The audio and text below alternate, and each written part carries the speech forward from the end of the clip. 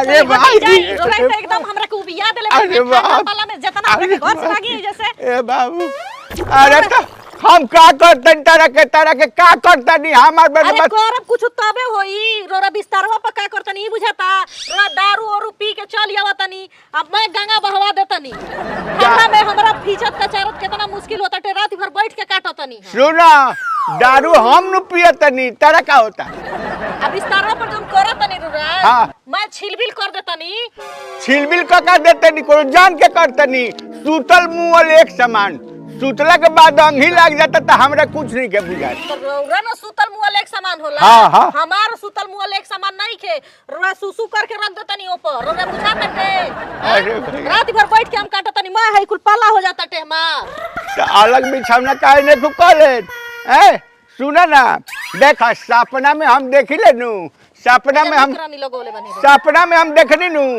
कि हम कहीं जात तनी तो जात थोड़े बानी बॉम्बे चल जाइए सपना में तो तनी मनी हो जाला ऐसन बनो कि रोरा नौकरानी नहीं खिलागोले फीचे कचारे खाती मैं घर बसाए लगताटे सवेरे सवेरे घर धो फिर बिछौना फीचा कचारा बिछौना सुखत नहीं के वही तरह रह जाताटे पहले रह जाता ठीक बाटे एगो काम सुना तू छूट जाइबू दारू ना छूटी तो रौरा घर छोड़ देई हम रौरा घर में ना रहे देई हैं रौरा घर छोड़ दी रौरा हमरा घर से चाहिए अरे हरामजादी तोरा दादा के घर है हां बियाह करके जो ये लेनी त या ना जानी तो हम आई नु लेनी बियाह क के कि ले गई बियाह क के बाबूजी कह के गइल बानी कि तोहार घर ह ई पिया कड़वा के घर नहीं की हम देखे जात पिया कड़वा के घर हमरे पिया कड़वा कहले हां भगवान देखता नु देखता तोहरे दुनिया में सब काम हो रहल बा बाबूए जी के वादा कइनी त हमें घर में टिकल बानी ना त हम चल गई रहती घर छोड़ के रोरी सने पिया कड़ के संगे हमरा नहीं के रहे के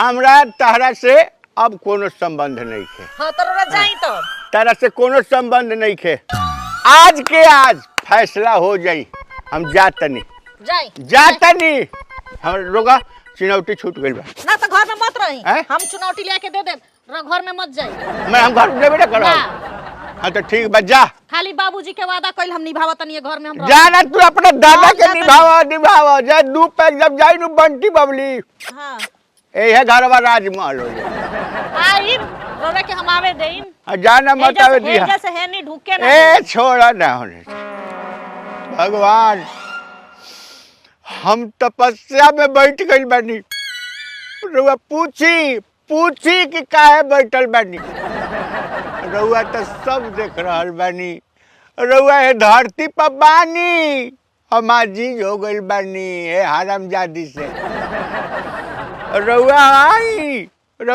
हमरा झगड़ा के खत्म करी जब ले दुपहर ना मिली तब ले कहाँ से नींद आई जा तनी सूते तो कहती है कि तू बिछौना भिजा दे तेरा ठंडा में आप बगल में हमरा वही में नहाए के पड़ता हे भगवान ध्यान दी ए नादान बालक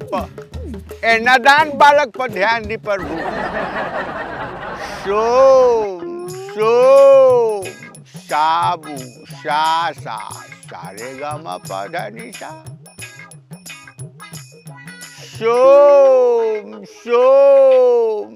साबू सा सारे गामा पधा निशा सोम साबू सा सारे गामा पधा निशा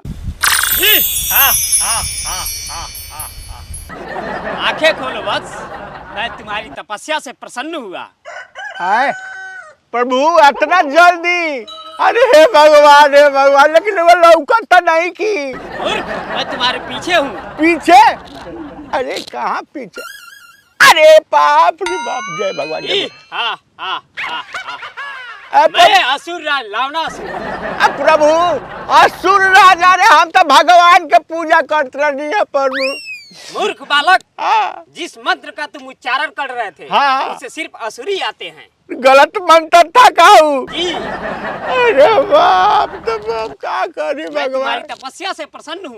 प्रसन्न हूँ। हाँ, मैं तुम्हें प्रसन्न होकर 3 वर देना चाहता हूँ। बोलो क्या चाहिए? अच्छा वरदान देंगे हमको। 3 वरदान तुम मांग सकते हो। जय भगवान जय दी भगवान। कोनो बात ना, हमरा तो वरदान में से नु मतलब बाटे। प्रभु जी बोलो बस। हमरा के जानता नहीं है, जीवन में बहुत कष्ट बाटे, बहुत कष्ट बाटे। तुम्हारी मंत्र में दर्द दिख रहा था। दिख रहा था ना? हाँ, दिख रहा था। तो प्रभु जानता नहीं, हमरा के तनी कुछ रमन चमन करवा देते। बाजा?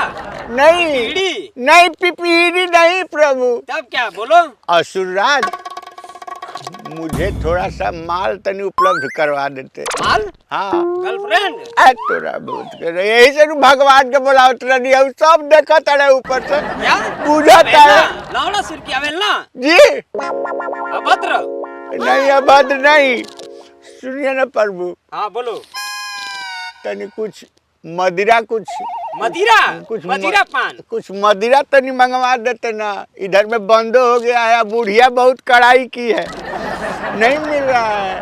तुमको मदिरा पान चाहिए? हाँ ठीक है, मैं अभी प्रबंध करता हूँ। हाँ मैं तुम्हारी तपस्या से बहुत प्रसन्न हूँ।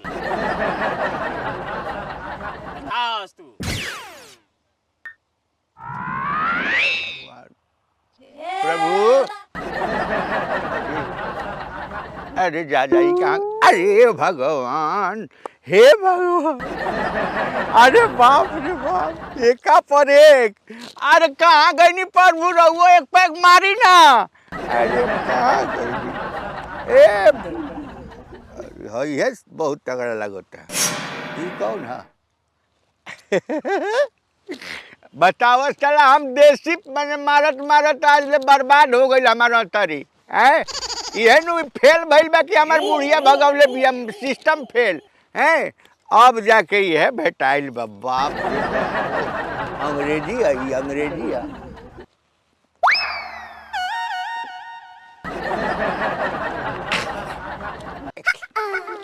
या चिखना तो मंगबे ना कैनी, चिखना ना मंगनी प्रभु।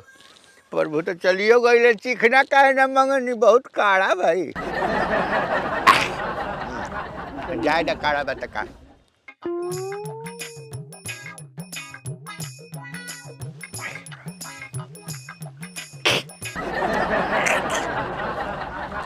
जाए ना, चल गई तो ठीक है बा, न तो उनको के देवे के पड़ी थे। में से अकेले पियब, अकेले मारब, अकेले। ए असुरराज जियो।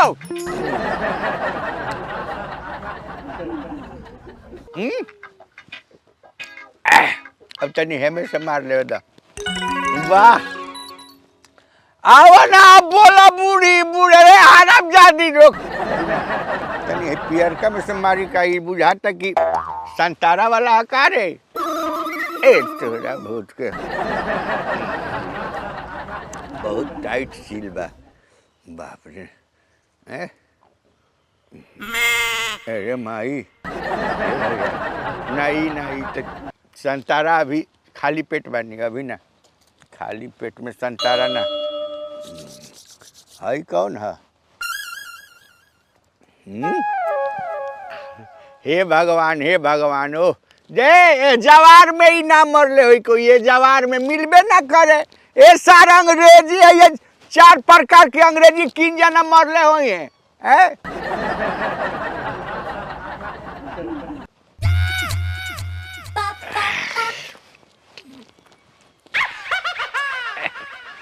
बाप रे बाप, मिजाज तो एकदम बुझाता कि बने हो गई। जय भगवान, जय असुरराज।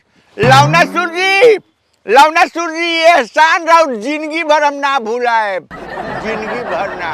लेकिन मिजाज तो एकदम फिट हो गई। अच्छा मिजाज तो फिट हो गई, अब चलत नहीं। अब बताओ तनी हम रोक चला है, उठे नहीं खे होत, उठ कैसे उठी माई? अरे माई रोक ना सलाम माई।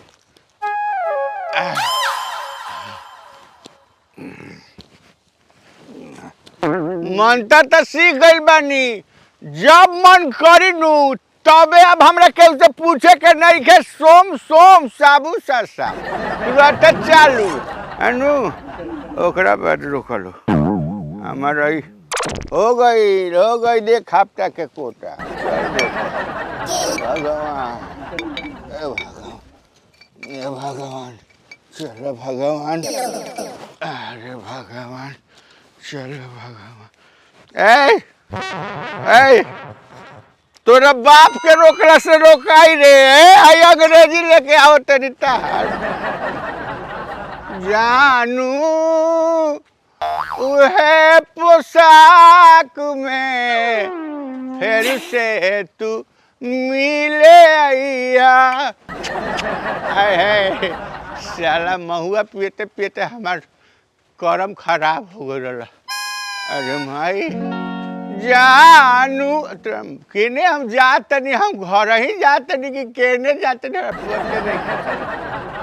अल्लाह अल्लाह एगो चीज घटता एगो खाली संगे अर्धांगिनी के जरूरत एगो रहित नु मजा आ जाए।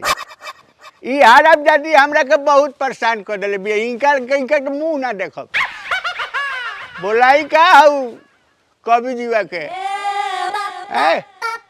कहाँ बोलावे दो हाँ तब बंतर पते बाटे कहते ही रोको ना अभी बोला लेते हेलो चलिए मत सारे कह देते यही खातिर झगड़ा भइल बाटे भिजले खातिर झगड़ा भइल बा तू मत चलिए रोक जानू उहे पोशाक में जाने मन तू हेरिया चैन से रहा था तू चैन से रहा तुरंत अभी रोको ऐ का गईले का रे ए बाप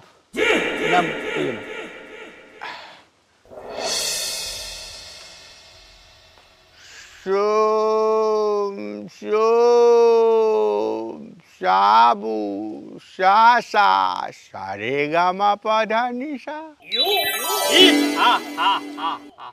अरे कहाँ बानी प्रभु लौकत नहीं की अपने पूर्व ताको पूर्व इधर ताको अरे डर बहुत अब क्या समस्या आ गई है ऐसन बानू लवना जी ऐसन बानू कि सूरा तो मिल गया है एगो संस्कारिक अर्धांगिनी चाहिए हमरा क्या एकदम संस्कारिक अर्धांगिनी एगो हो जाए एकदम बहुत सुंदर है तो हमार जीवन पार कर जाए वो बुढ़िया के तो हम देख ना सकी हेलो लेकिन देखो फेंकू हाँ तुम अपने वरदान का दुरुपयोग कर रहे हो दुरुपयोग कहाँ कर रहे प्रभु हमको भी जीने के लिए कुछ चाहिए ना प्रभु मैं चाहता हूँ तुम अपने वरदान का समाज के कल्याण में काम करो तो समाज हम भी तो समाज में है समाज क्या तुम अपने भोग विलास में लगे हुए हो हाँ तो वहाँ पर हमारा बिछौना गंदा हो जा रहा है तो बुढ़िया मार रही है तो उससे बचने के लिए एक तो चाहिए बढ़िया एकदम कोई बात नहीं ये तुम्हारी इच्छा है ये तुम्हारा दूसरा वर है दूसरा वर है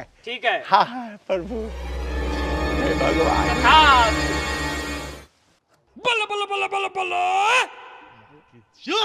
आंखें खोलिए स्वामी। कौन ले जा रहा है हमको स्वामी आंखें तो खोलिए। अरे हेलो आजा ये कहाँ गई अरे सुंदरी जी स्वामी। अरे प्राण प्रिय उठे नहीं हो रहा है थोड़ा पकड़वाओ हाथ रोको हम उठ जाते हैं स्वामी रोको थोड़ा बैलेंस बनाने दो सुंदरी रुक जाओ एक सेकेंड बहुत सुंदर हो बहुत सुंदर क्या सुंदर तुम ही हमारे जीवन को सफल कर सकती हो जी स्वामी। समझी बुढ़िया ना थोड़ा सा भी नहीं सह रही है तुम ही आई हो उस लोक से जी स्वामी। तुम ही सब कर सकती हो बाप रे बाप बहुत ताकत है माल ले लेते हैं रोको माल ले लेते हैं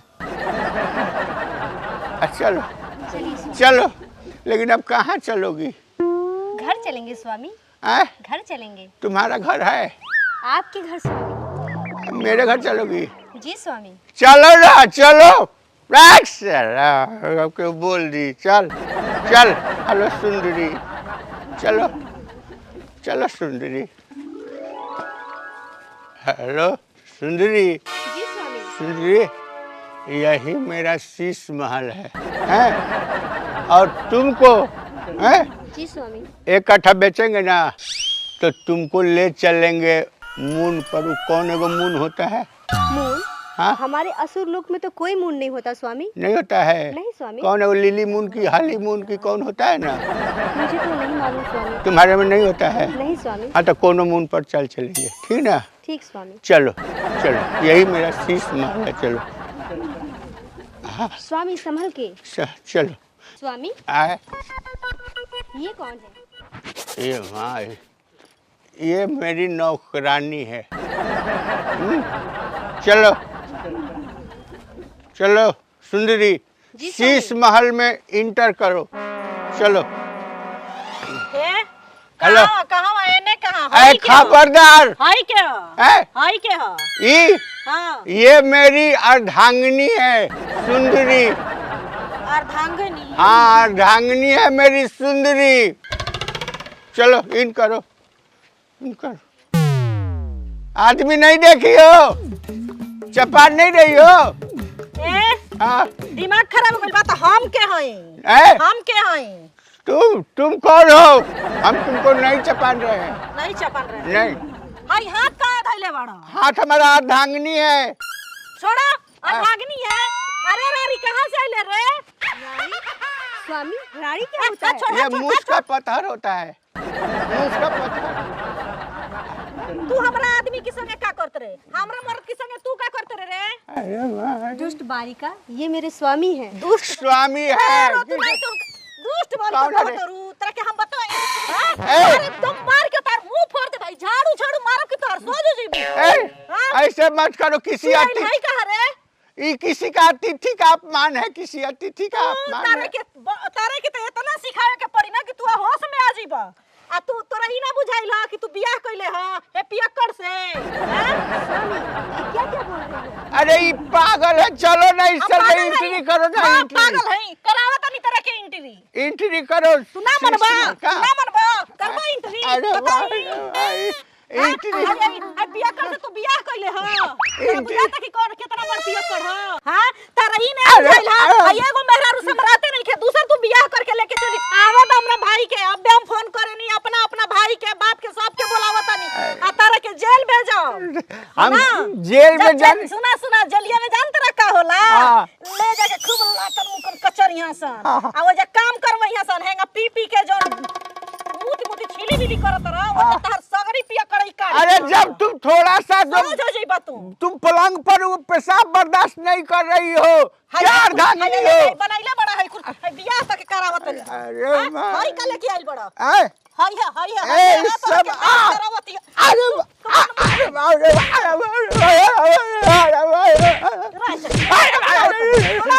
अरे सुंदरी,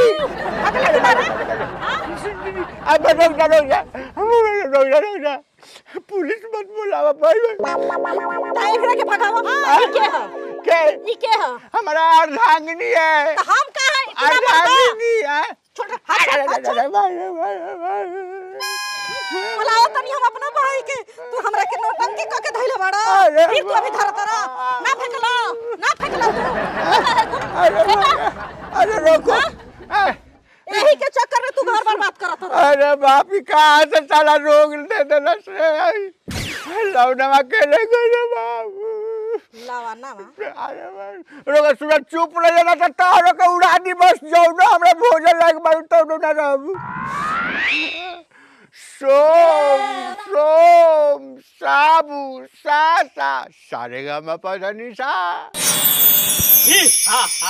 अरे प्रभु कहाँ गई नी प्रभु जी? दखिन हूँ बाबू, इधर देखो। अरे बताओ तुम्हारी समस्या क्या है? हमरा बहुत गंजन होता। घरे आने तो बड़ी मार मरला से। मैंने तुमसे पहले ही बोला था कि तुम अपनी इच्छाओं का दुरुपयोग कर रहे हो।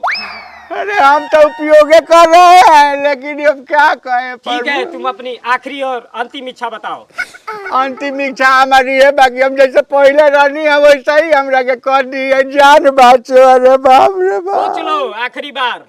हम सोच ले बानी, अरे झाड़ी से पिटैला से अच्छा, बाकी हम वैसा ही रही थी दादा। ठीक है, जैसी तुम्हारी इच्छा तथास्तु।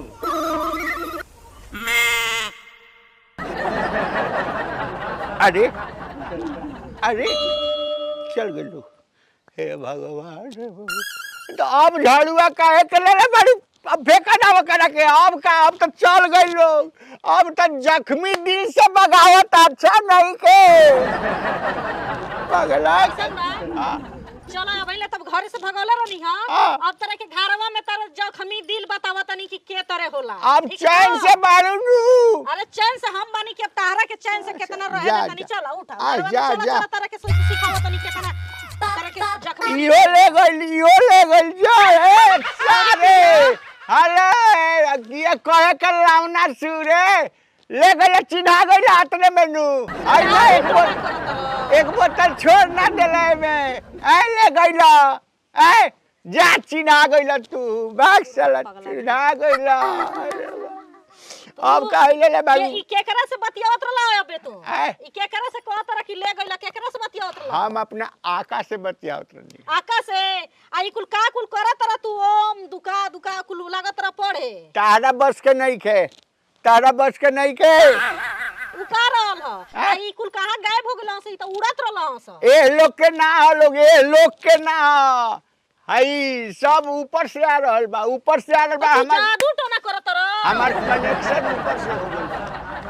त तू हमरो के भेज देबा ऊपर, हमरो के तू उड़ा देबा ऊपर भेज दे। अब वही मंत्र पड़े बाबा, ही भूलवा दे। चल चल घर में चल, तरह के मंत्र पढ़वाई हम। चलो अरे भाई, अरे वाह वाह मंत्र पढ़वाई के हमरा के ले जाता। हे बाबू चिन्हा गइला, एको बोतल ना छोड़ला। अरे के चल बोतल दी घर। चल रे भाई, अरे बाप, चल रे भाई, चल चल चल रे, चल हम बोतल दी। चल रे।